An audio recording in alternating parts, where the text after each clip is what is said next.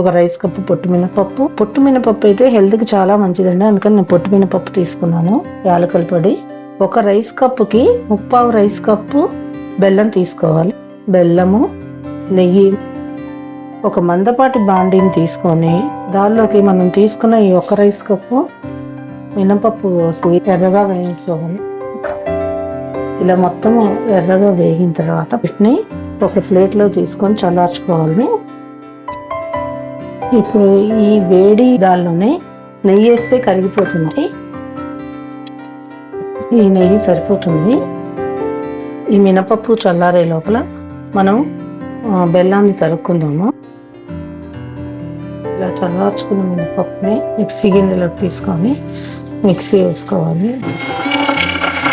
Mixie వేసుకున్న మినపప్పుకి మనం తీసుకున్న ఈ యాలక్కాయల పొడి, తరిగి పెట్టుకున్న బెల్లము వేసి మళ్ళీ ఇంకొకసారి మిక్సీ వేయాలి. ఇలా చక్కగా మెత్తగా అయిపోయిన తర్వాత నెయ్యి కరగబెట్టుకున్న బాండీ ఉంది కదా, దానిలోకి వేసేసుకోండి. నేను మొత్తం నెయ్యి వేస్తున్నాను.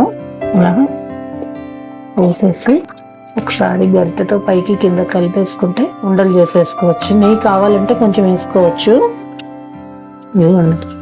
పర్ఫెక్ట్గా సరిపోయింది. ఇప్పుడు దీన్ని కొంచెం చల్లారిన తర్వాత ఉండలు చేసేసుకుంటే రుచికరమైన ఆరోగ్యకరమైన ఉండలు ఇంట్లోనే రెడీ.